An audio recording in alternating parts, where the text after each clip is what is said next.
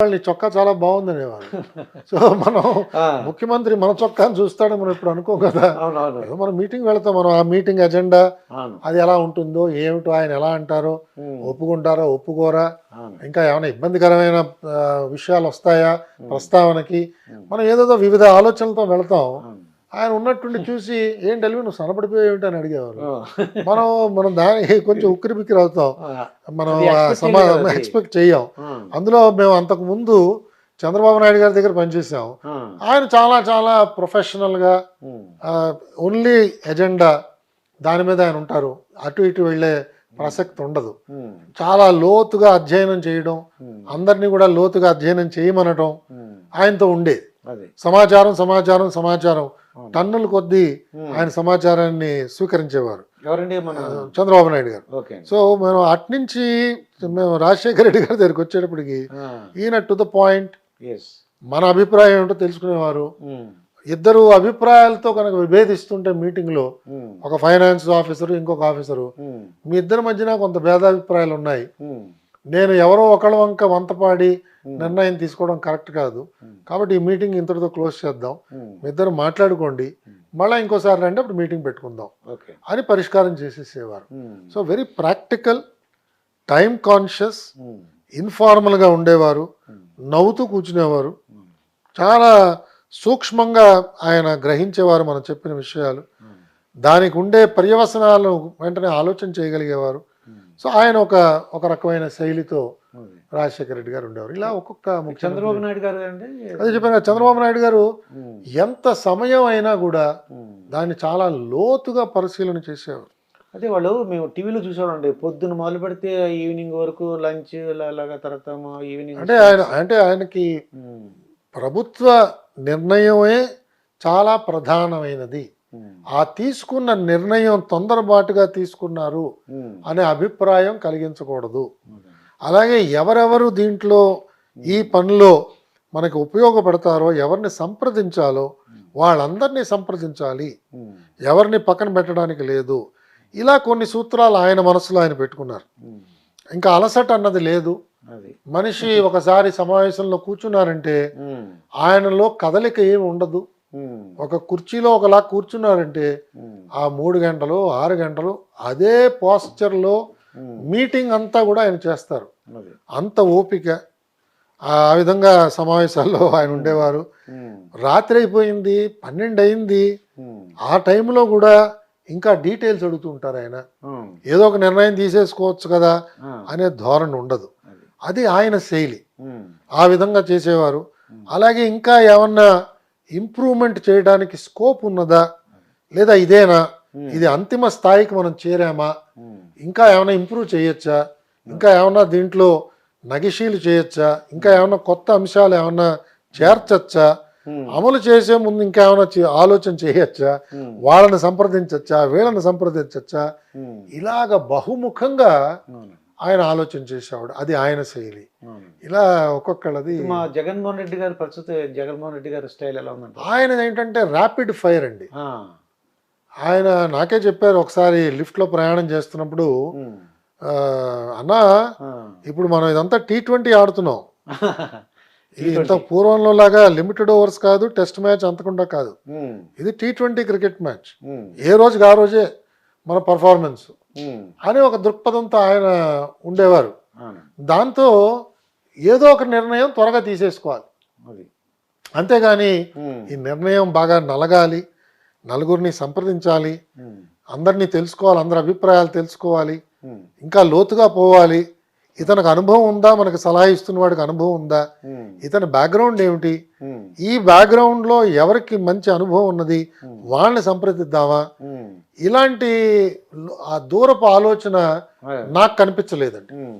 ఒక నిర్ణయం తీసుకోవాలి, అది. నీకు బాగా తెలుసని నేను భావిస్తున్నాను కాబట్టి నిర్ణయం తీసేసుకోవడమే. తీసుకోవడం. కొన్నిసార్లు ఆయన ముందుగానే ఆలోచన చేసేవాడు, హ్మ్. మరి ఆ నిర్ణయం మంచిది అని భావించేవాడు, హ్మ్. ఆ నిర్ణయాన్ని ప్రకటించేసేవాడు. అది. సపోజ్ మనం దాన్ని ఏమన్నా సవరణ చేయడానికి ప్రయత్నం చేస్తే ఆ! అది వద్దన్నా అది పక్కన పెట్టేసి అది అయిపోయింది అలాగో, హ్మ్. ఇంకేమైనా ఉంటే చెప్పు అనేవారు. అది. సో ఆ విధంగా ఈయన క్విక్ డెసిషన్ మేకింగ్, అవును. ర్యాపిడ్ ఫైరింగ్ లాగా ఉండేది ఈయనతో. అవును. అన్నీ త్వరగా నిర్ణయాలు చేసేసేయాలి. ఉమ్. అంత త్వరగా నిర్ణయం చేసిన తర్వాత అమలు చేసినప్పుడు సమస్యలు వస్తాయేమో కదా ఆ, అని మనం చెప్తే ఆ. ఆ తర్వాత చూద్దాం, అమలు చేసినప్పుడు చూద్దాం ఓకే. అనేవారు. కానీ ఉమ్. అందుకే మనం చూస్తున్నాం ఆయన ప్రభుత్వంలో ఉమ్. అనేక ఆర్డర్స్ కోర్టు కొట్టేయడం కానీ, అవునండి. స్టే ఆర్డర్స్ ఇవ్వడం కానీ అలాంటివి జరుగుతున్నాయి. జరుగుతున్నాయి. అవన్నీ కూడా ఎప్పుడు లేని విధంగా అండి. అవన్నీ కొంచెం మరి ప్రభుత్వానికి అది పరాభవం కింద భావించాలి ఉమ్. యాక్చువల్గా. ఉమ్. బట్ ఆయన దృష్టి ఇలా ఉంటుంది, ఆయన ఆలోచన అలా ఉంటుంది. అది ఆయన శైలి అండి. అంటే మార్నింగ్ ఎన్ని గంటలు వేస్తారంటారు ఇప్పుడు సీఎం గారు? అంటే ఒక్కొక్కళ్ళది ఒక్కొక్క రకమైన అలవాటు అండి. మీరు చూసుంటారు కదా అమ్మా. అంటే సుమారుగా 9:30కి ఆయన మొదట కలుస్తారండి. 9:30కి సుమారుగా అప్పట్లో. అంటే చాలా మంది ఏమంటారంటే పొద్దున్నే 5 గంటలు లేస్తారు, ఎక్సర్సైజ్ చేస్తారు. అయ్యో తెలియదు, మనకు తెలియదు అంటారు. ఆ. ఇవన్నీ మనం వెనుకడే, కానీ నేనేమి ప్రత్యక్షంగా ఉమ్. నాకు అలా చూసే అవకాశం ఎక్కడ లభించలేదు. ఉమ్. ఆయన మొదటిసారి కిందకి రావడం అది 9:30 నుంచి ఆయన దైనందిన కార్యక్రమం స్టార్ట్ అయ్యేది. ఉమ్. నేనున్నప్పటి వరకు నేను చూసిందండి. ఆ. 6-6:30 కల్లా ఆయన అంతా పెట్టేబేడ సర్దేసుకోవడం, ఉమ్. దుకాణం మూసేవారు ఆయన. 6కి. అంతే. సో మనం అలాగే వీకెండ్స్ ఆయన వచ్చేవారు కాదు. ఓకే. శని ఆదివారాలు సర్వసామాన్యంగా, ఉమ్. అంటే ప్రభుత్వానికి హాలిడే ఉంటే ఉమ్. ఆయనకు కూడా హాలిడేనే. అది ఆ విధంగా ఎవరిని కూడా పిలిచేవారు ఇబ్బంది కాదు. పెట్టడం కానీ. కొద్ది మందిని మహా మరీ అవసరం అయితే పిలిచేవారు, లేకపోతే ఉమ్. అంటే అట్లీస్ట్ అధికారుల్ని, అవును. ఆయన పేషీ స్టాఫ్ని బహుశా పిలిచేవారేమో నాకు తెలియదు. ఉమ్. బట్ నాలాంటి వాళ్ళు ఎవరిని కూడా పిలిచేవారు కాదు. అది ఆయన శైలి అండి. అయితే ఇప్పుడు రీసెంట్గా చంద్రబాబు నాయుడు గారు అరెస్ట్ అయ్యారండి. అంటే నా ఉద్దేశం ఏంటంటే అయ్యా ఆ, చాలామంది జయలలిత, లాలూ ప్రసాద్ యాదవ్, మధు కోడా, అలాగే ఓం ప్రకాష్ చౌతాలా ఫ్రమ్ హర్యానా, వీళ్ళు చీఫ్ మినిస్టర్గా ఉండి అరెస్ట్ అయిన వాళ్ళండి. ఇప్పుడు చంద్రబాబు నాయుడు గారి కన్నా ఇప్పుడు అరెస్ట్ అయ్యారు కాబట్టి, ఇటువంటి అరెస్ట్ అయినప్పుడు మీలాంటి ఆఫీసర్లు ఈ తప్పు చేస్తే మనం ఫ్యూచర్లో ఇబ్బంది పడతామండి, వద్దండి అలాగే చెప్పరా సార్ వాళ్ళు? అంటే నా దృష్టిలో అందరూ చెప్తారండి. ఉమ్.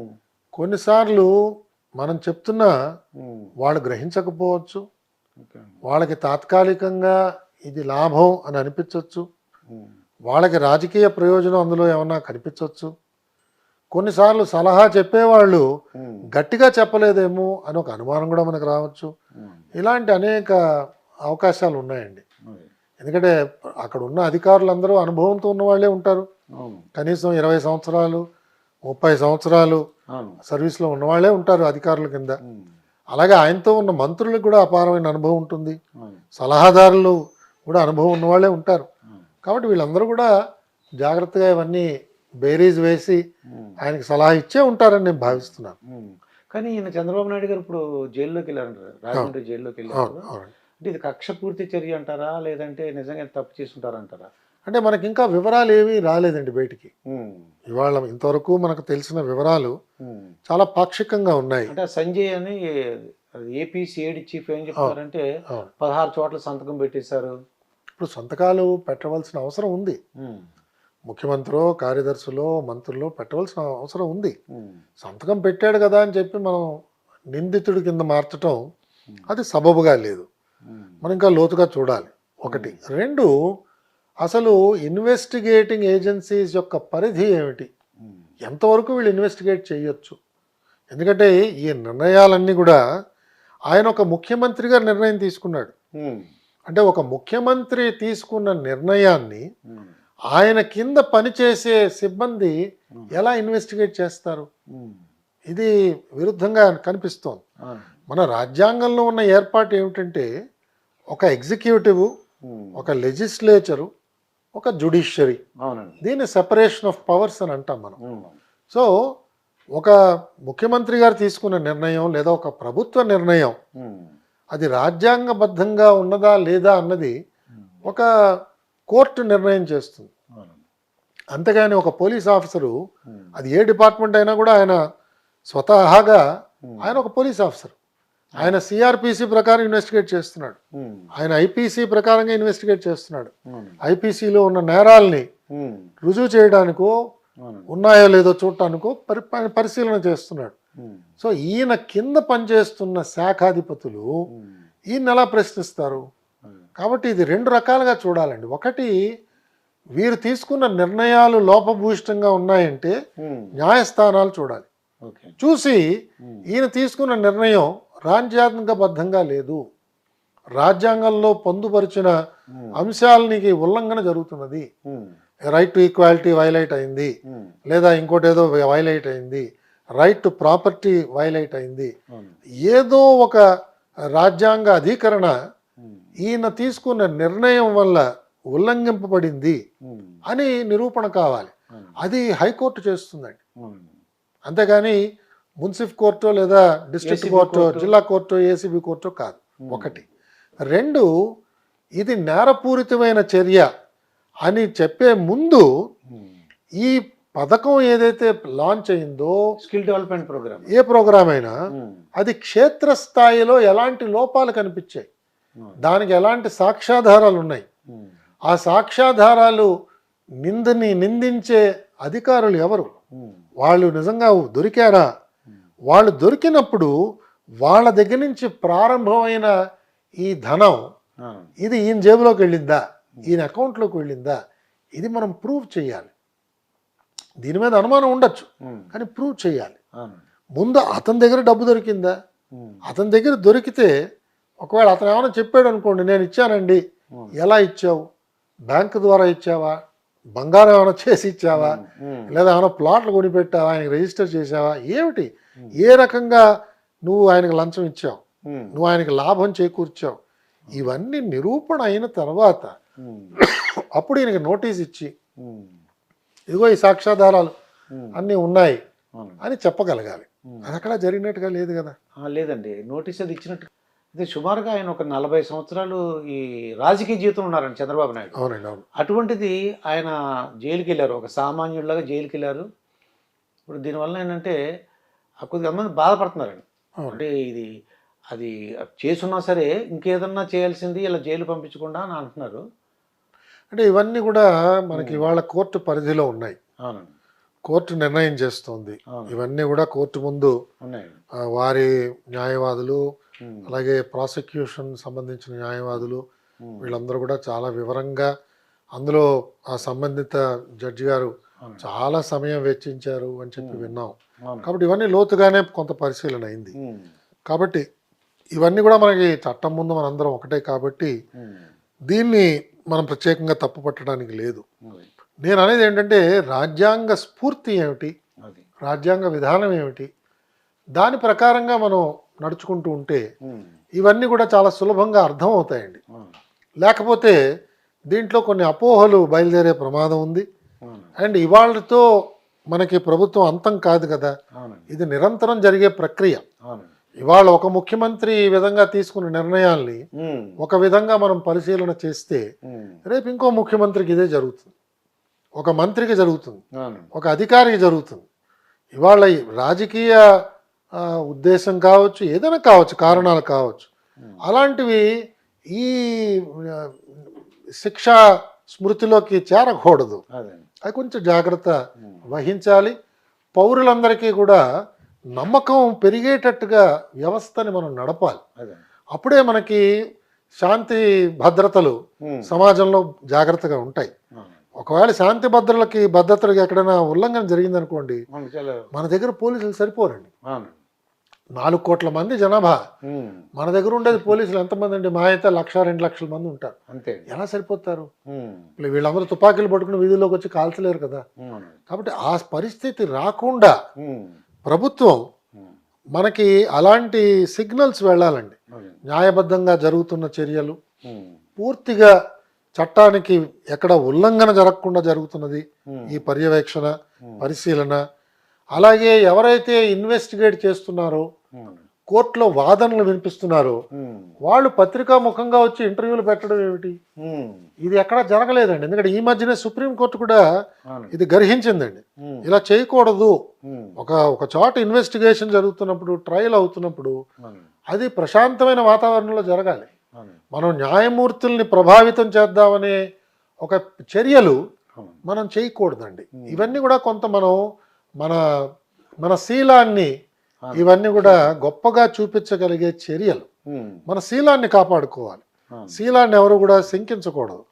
ఇవాళ నడుపుతున్న పోలీస్ యంత్రాంగం, జిల్లా యంత్రాంగం, అలాగే ఇతర ఈ ప్రిజన్స్లో అయితే ప్రిజన్స్ వీళ్ళందరూ కూడా ఉమ్, వాళ్ళ శీలాన్ని ఎవరు కూడా శంకించారనుకోండి ఉమ్, అల్లకల్లోలం అయిపోతున్నాడు. ఉమ్, అలా జరగకుండా వాళ్ళు ప్రవర్తించాలి. ఉమ్, వాళ్ళ ఉద్దేశం ఏముండాలంటే ఉమ్, శిక్షార్హుడు అనే రుజువు అయ్యేంత వరకు కూడా ఉమ్, ఇతను నిర్దోషి అవును, అనే భావంతోనే మనం చేయాలి కదా. అవును, మన కోర్ట్స్ కూడా అదే చెప్తాయి కదా, అవును, హీఈస్ నాట్ గిల్టీ అవును. టిల్ హీఈస్ ప్రూవ్డ్ గిల్టీ, అంతవరకు ఈజ్ ఇన్నోసెంట్. ఉమ్, ఆ దృష్టితోనే మనం వ్యవహారం అంతా కూడా నడపాలి. ఉమ్, ఆ నిర్దోషిగా ఒకవేళ వచ్చారా సరే, ఓకే. లేదా దోషి అని తేలిందనుకోండి, ఉమ్, శిక్షణా స్మృతిలో ఏముందో దాని ప్రకారంగా శిక్షకు అర్హుడవుతాడు. అవును. ఆ విధంగా నడపాలండి. ఒకవేళ జగన్ గారు తలుచుకున్నారు అనుకోండి, అసలు ఇది వదిలేని అంటే కూడా వదిలేసి ఉన్నాము. అలా ఉండదండి, ఎందుకంటే ముఖ్యమంత్రి గారికి ఒక పరిధి దాకానే ఉమ్, ఆయన ఇష్టం. అవును, దాని తర్వాత అది స్టేట్ ఇష్టం కదా, అవును, స్టేట్ పక్షాన ప్రాసిక్యూషన్ లాంచ్ అవుతోంది. ఉమ్, మనం చాలాసార్లు చూసాం, శిక్ష పడ్డ ఖైదీలకి ఉమ్, రాష్ట్ర ప్రభుత్వం రెమిషన్ ఇచ్చింది అనుకోండి, అవును, అది కోర్టులో ప్రశ్నిస్తున్నారు కదా, అవును, ఏమండి ఈయన ముద్దాయి అవును, ఇలా మర్డర్స్లో ఉన్నాడు, ఉమ్, ఇతనికి గవర్నమెంట్ అలా ఇస్తోంది అని మళ్ళా పౌరులు వెళ్ళి ప్రశ్నిస్తున్నారు, అవును, కోర్టులు మళ్ళీ దాన్ని తప్పు పడుతున్నాయి. ఉమ్, కాబట్టి ఒక శిక్ష ఎవరైనా చేస్తే ఉమ్, దాన్ని రుజువు అయితే అవును. తప్పకుండా ఆ శిక్షకు వాళ్ళు అర్హులేనండి. కొంతమంది జగన్ దగ్గర గారు వర్క్ చేసిన తర్వాత 60 years రిటైర్ అయిన తర్వాత కూడా వాళ్ళు ఎక్స్టెన్షన్ తీసుకున్నారు సార్. ఆహా, మా ఫ్రెండ్ ఇద్దరు ఒకడు ఉన్నారు, అతను జే మురళి అని, అలాగండి. ఆయన కూడా ఎక్స్టెన్షన్ తీసుకున్నారు. అవునండి. అంటే మీలాంటి వాళ్ళకి ఇంట్రెస్ట్ లేదనిపిస్తుంది నాకు చూస్తుంటే. అంటే అది అల్టిమేట్గా నా సామర్థ్యం మీద ఆయనకి నమ్మకం ఉండాలి. అది ఉమ్, ఆయనకి నమ్మకం లేదనుకోండి, ఉమ్, ఎలా ఉంచుకుంటాడు ఆయన? ఎందుకంటే అది వ్యక్తిగత నిర్ణయం. ఉమ్, సో ఆయనకి వ్యక్తిగతంగా నాతో పొసగలేదు, అది నేను పనికిరాని అనిపించింది ఆయనకి, ఉమ్. వెరీ గుడ్, ఆయనకు కావాల్సిన వాళ్ళు ఆయన పెట్టుకుంటాడు. అంటే ఆయన చెప్పినట్టు మీరు చేసేయడం కుదరదంటారా సార్? ఆయన ఏం చెప్తుంది? అంటే ఇవన్నీ కూడా బాగా నలిగిన అంశాలే. అవునండి. నాకు ఒక రకమైన బ్యాక్గ్రౌండ్ ఉంది, ఉమ్, ఒక ట్రైనింగ్ ఉంది, అవును, కొన్ని ఉద్దేశాలు ఉన్నాయి, అవును, కొన్ని లక్షణాలు నేను ముందు నుంచి పాటిస్తూ వచ్చాను, అవును. అసలు మీ దగ్గర రావడానికి భయపడతారు అందరూ. కొన్ని విలువలు పాటిస్తున్నాం. ఆయన దగ్గరికి వెళ్ళకంటారా బాబు, ఆ ఫైల్ కానీ అంటుంటారండి. అంటే మనం అంటే ప్రభుత్వం దగ్గర జీతం తీసుకుని ఉమ్, ఈ విధమైన హోదా ఇచ్చి ప్రభుత్వం నడిపిస్తున్నప్పుడు ఉమ్, మా తల్లిదండ్రులు నా నుంచి ఆశించింది కానీ, అవును, మా గురుదేవులు నా దగ్గర నుంచి ఆశించేది కానీ, ఉమ్, నా మిత్రులు నా దగ్గర నుంచి ఆశించేది కానీ, నాకు పాఠాలు నేర్పించిన సీనియర్స్, ఉమ్, నాకంటే ముందు సర్వీస్లో చేరి రిటైర్ అయిన వాళ్ళు, వాళ్ళందరి దగ్గర నేను రేపు తల ఎలా ఎత్తుకుని నడుస్తానండి. అది మనం జీవించినంత కాలం కూడా ఉమ్. చక్కగా హాయిగా ఆనందంగా జీవించాలి, రాత్రి పడుకోగానే నిద్ర పట్టాలి. అది 1 year 2 years ఎక్స్టెన్షన్ గురించి చెప్పినట్టు కల్లా మీరు చేయలేరు. నాకు నాకు అవసరం అనిపించలేదండి, నాకు ఎవరు ఆఫర్ కూడా చేయలేదు, ఉమ్, నాకేమీ ఎవరు ఆఫర్ చేయలేదు. ఉమ్, నేను నవంబర్ ఎండ్ కల్లా మా ఇంటికి వచ్చేసాను, ఉమ్, ఏప్రిల్లో ఎలాగో రిటైర్ అయ్యామండి. ఉమ్. సో అంటే ఒక సుమారు 4-5 నెలలు ముందు వచ్చి ముందు వచ్చేసాను. ఉమ్, 4 నెలలు 5 నెలలు హాఫ్ పే లీవ్ కింద లీవ్ తీసుకున్నాను. ఓకే. 4-5 నెలలు ఇంట్లో హాయి కూర్చున్నాను, ఉమ్. ఏదో గ్రంథాలు చదువుకున్నాను, ఏదో నాకు తోచిన పూజలు నా పద్ధతులు నా ప్రకారంగా జీవించాను. అంటే మీ కుటుంబ సభ్యులు ఎవరు చెప్పినట్టు చేసేయచ్చు కదా, ఇంకా 6 నెలలే కదా, డబ్బులు లేదు కోట్లు. మా అంటే ఇప్పుడు జనరేషన్ వాళ్ళు ఏంటారంటే వాళ్ళు అనుకున్న మాట అనమాట, ఆయన చెప్పినట్టు నడుచుకుంటే బోల్డ్ కోట్లు కోట్లు లేదు, నాకు ఒక్కరు కూడా అలా చెప్పలేదండి. ప్రత్యేకంగా మా భార్యని ఒకవేళ తీసుకుంటే, వాళ్ళ నాన్నగారు కూడా చాలా చాలా గొప్ప నైతిక విలువలను ఆయన పాటించారు జీవితంలో. సామాన్యమైన జీవితం వాళ్ళు నడుపుతున్నారు ఇవాళ. ఆయన కూడా కేంద్ర ప్రభుత్వంలో కార్యదర్శి స్థాయికి వెళ్ళి రిటైర్